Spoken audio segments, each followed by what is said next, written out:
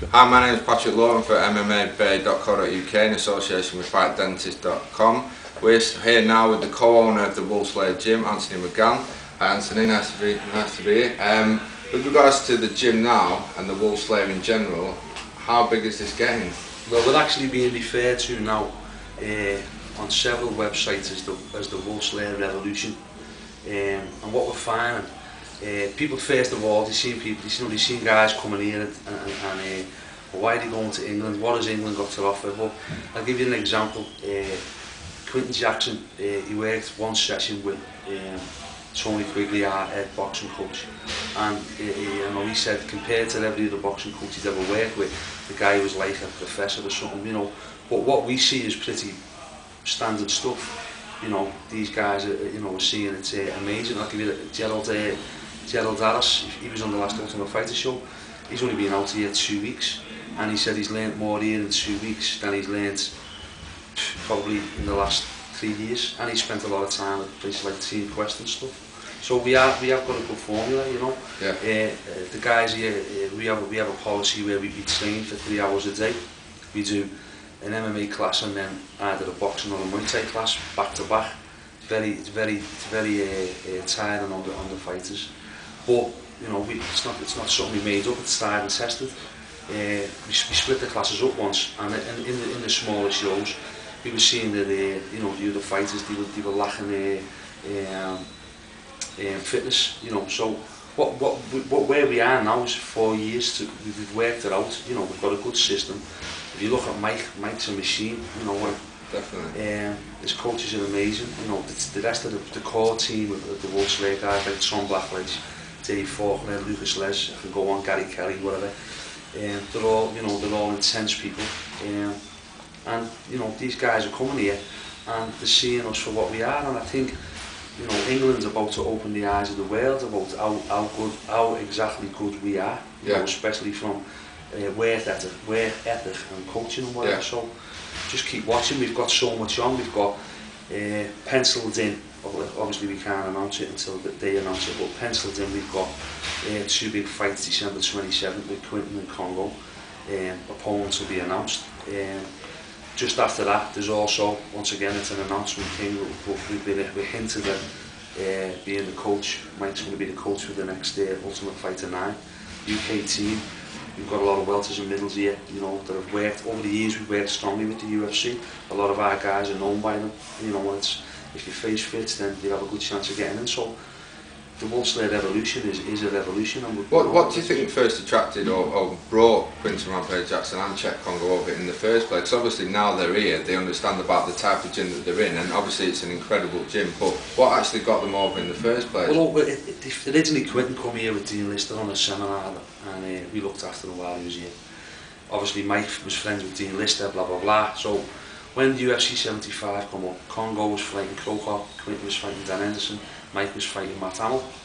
We run the camp 50% in Big Bear, 50% here. I think the first day they walked in the gym,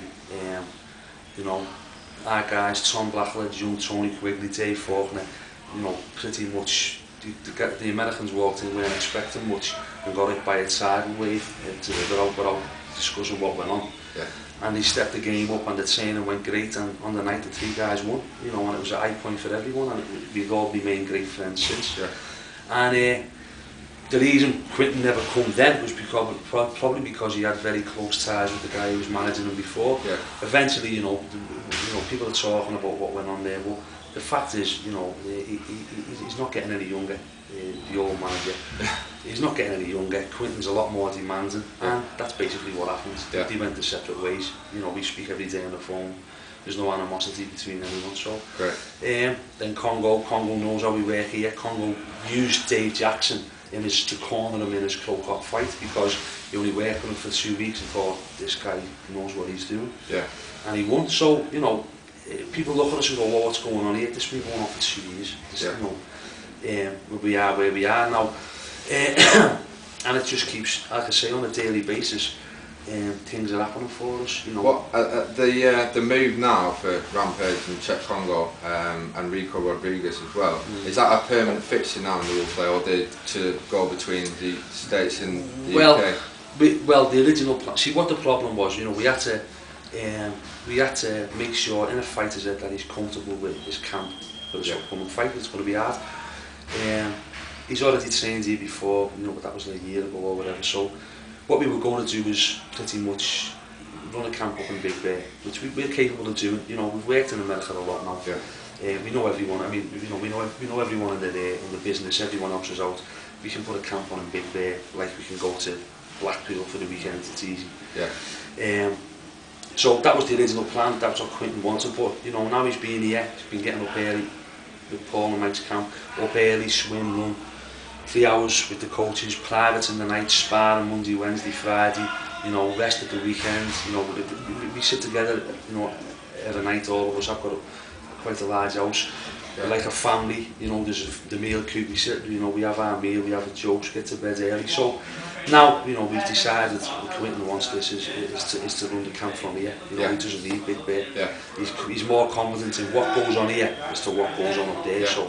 That's pretty much. Well, you know, because they always talk about the US teams in terms of the standings about who's the better team, but obviously now with the Wolves layer, where do you see you fitting? Because I mean, are you going right to the top? This is we can turn around and say, as far as if you write it, if you get a pen and paper and you write down who we've got, because we're about to sign a couple of the top English guys as well. Who are still up, who aren't in the UFC, but we won't announce that till we do the deal.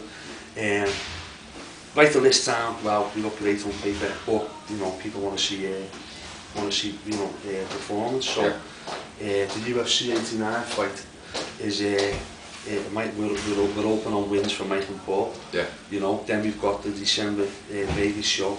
But you know, we're putting everything into it. You know, like where we're situated, we're an hour's flight from Holland. You know, for the fight with Mayo for Quinton, you know, we've got access to some of the best Muay Thai guys in the world.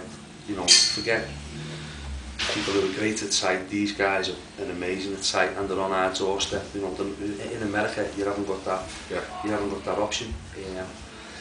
So performance, it's going to come down to, you know, and the way we're going, the way we work with Mike and Paul. You know, we've succeeded up to here, and we fully expect to carry on. And then we'll be discussing where are we in the world then. Well, when we start, you know, we start beating people convincingly, and you know what's going on in the press we're getting, we're going to be considered, I think, to be, you know, top draw, you know, in the top 2 or 3 easy. Brilliant. Well, thanks for the interview, Anthony. This has been Patrick Lawton for MMABay.co.uk with the Wolves Layer co-owner Anthony McGann. Thanks for joining us today. Okay, thanks. Thanks.